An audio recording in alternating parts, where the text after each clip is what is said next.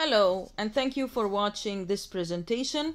My name is Sandra Fahmy, and this presentation summarizes a part of my research project in my PhD. I'm a PhD candidate in Aalborg University in Denmark, and it summarizes the results of a grounded theory study of Vietnamese students' perspective on an international educational program. I'm going to start by the background of the research, and the research addresses the issue of globalization of education, which has been rising in numbers lately.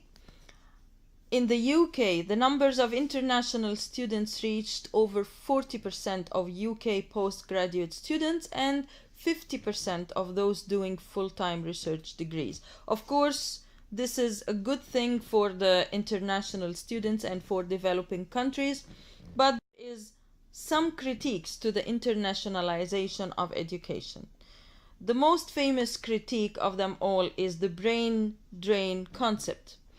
And brain drain refers to the uneven distribution of the world's knowledge economy. Those students, they go from developing countries to developed countries to learn, and eventually most of them, they don't come back. So at the end, the number of knowledgeable people in developed countries versus those in developing countries does not change.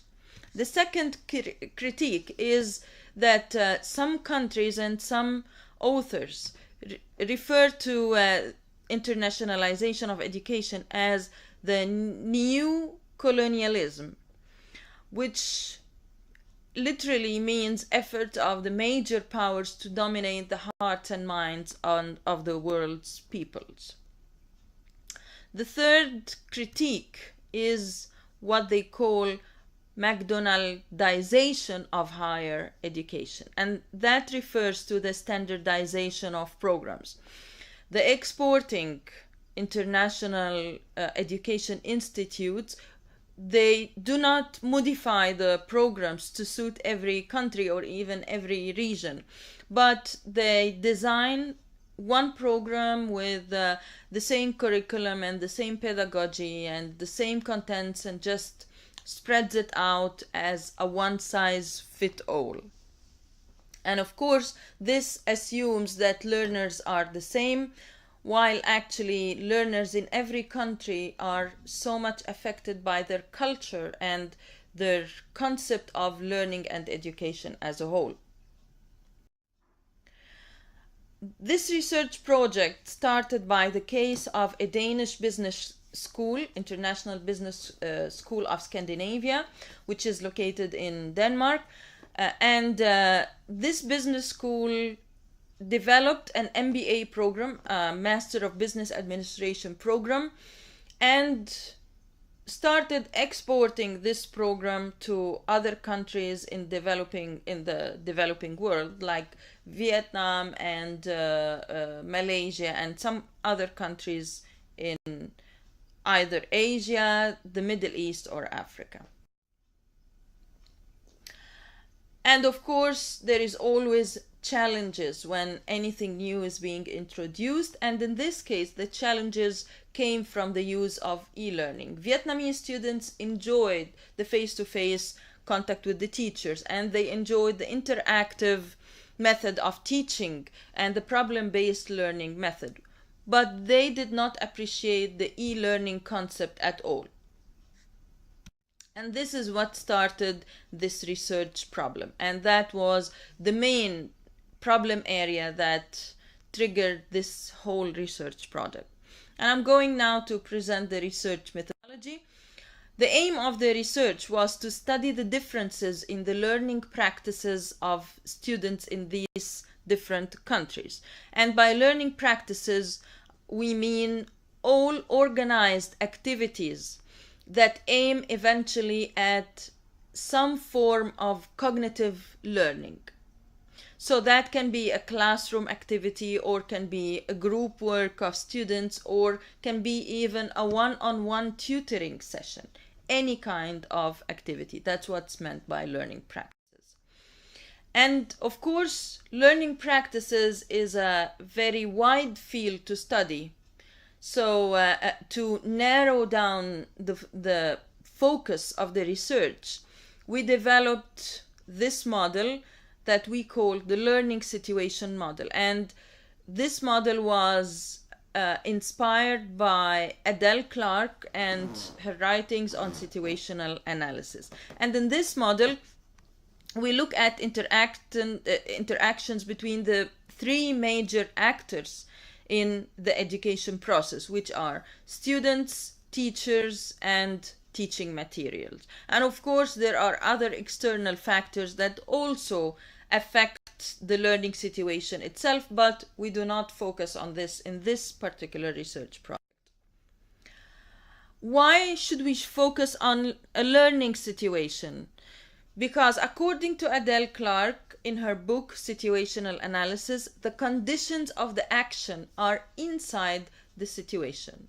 So that's why, and therefore, we should study the situation itself as the focus of analysis. So in other words, if we want to understand the whole picture, we should analyze the situation, because all the factors affecting the whole picture are represented in the situation itself. And Kathy Sharmaz agrees with the same concept. And I quote from her book, Constructing Grounded Theory, any analysis is contextually situated in time, place, culture, and situation. So again, by looking at a certain situation and analyzing a situation, we can understand the whole picture. In this research, we used the grounded theory ethnography methodology, which has been very popular lately and for many years actually. Specifically when it comes to learning, combining grounded theory with ethnographic methods are one of the most appropriate tools in our opinion. And grounded theory has different approaches or different schools, as they call them. There is the Glaserian school or the traditional grounded theory approach. And that's the one that's more on the objective or positivist side. Anselm Strauss came later on with his approach, although he started the grounded theory approach in the first place with Glaser. Later on, he kind of modified his method and changed it into a more interpretive approach. Kathy Sharmaz kind of took Strauss' approach to the end of the continuum and came up with the constructivist grounded theory approach. And by constructivist, we mean that, or she refers to it as, that the researcher becomes himself or herself part of the research itself and interacts with the participants and interacts with the data and the materials and eventually forms the theory by being part of the research methodology itself. And of course, Adele Clark also with the situational analysis is more on the constructivist end of the continuum. For this research project, we used Atlas.ti, the qualitative data analysis software, for doing the line-by-line coding as advocated by, as suggested by Kathy Sharmaz. And we used the memo-writing approach and the diagramming approach, which is also a criteria that's available in Atlas.ti. And as you can see in this diagram, it shows some of the results of this research, where most of the codes at the end point to the same main core category, which is that students prefer active collaborative learning to passive learning. And it shows the number of times the code was mentioned, and that refers to the groundedness of the code. Now I'm going to present the research findings. If we look at the learning situation model, in Vietnam, according to the data, we find that most of the interactions are teacher-centered, and they happen on the level of the student and teacher interaction mostly. So in Vietnam, the teacher is expected to be a guru, to have all knowledge, and is expected to act as a personal mentor and even to care personally for students. In other words, the teacher is the center of all the learning and education process in the view of the students. And although the old belief in Vietnam about learning assumed that the learner is passive and only motivated to learn by rewards and punishment, as you can see from this very old painting from Vietnam, that shows the teacher to be old and sitting up on a table, and it shows the superiority of the teacher over the students, and all the students kind of sitting at the feet of the master and learning from him in a very passive way. They are not expected to interact in any way. But actually, now, according to the more recent research and findings, we now know that the active learner is the learner that constructs knowledge, and that's the most widely used concept of learning that we are familiar with right now. And the results of the research in Vietnam are also in line with this. Students do adopt this process, and they do appreciate the participation and the active learning, and they do not appreciate the passive and traditional teaching methods. Some of the quotes from this study is, and I'm quoting one of the students' words, "I also like the presentation part because it gives me a chance to present my ideas, and this gives me more confidence, and it also gives me support for my future career," and so on. So it shows how much the student appreciates the active and participating part, and the student links this to success in his or her future.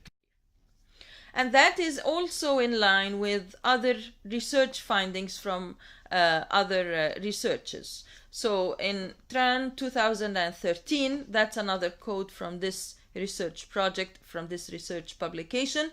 "In my faculty, the teacher often creates different activities for us to develop presentation skills and teamwork skills. We can work together in small groups. We can present our work in front of the class. We feel much more confident after all." So again, the students are linking the active participation with their own confidence and their future success. And according to other researchers, this is a most needed aspect, because if there is some defects in the Vietnamese educational system, one of them is that the result of the abilities and skills with students is much less than what's expected and what would be appreciated by employers. And employers do understand that students need to develop these skills, and they want to see them. So how can this be implied, and how can exporting educational programs to Vietnam benefit from these results? They should add more activities in class and online if there is an online part to the program. Practical exercises are most appreciated. They should use problem-based learning and student engagement, and they should also try to link the teaching to future career. Something else about online education, students really appreciate group work. So if the teacher organizes an online synchronous class, he or she should try to make students gather in the same place and attend the class together. So should the teacher be a facilitator or a guru? That's a question for the teacher, but the students want to attend the class where they can feel the spirit of the teacher. That's very important to the students. Thank you very much. I'm going to stop now, and I welcome any comments to be posted online.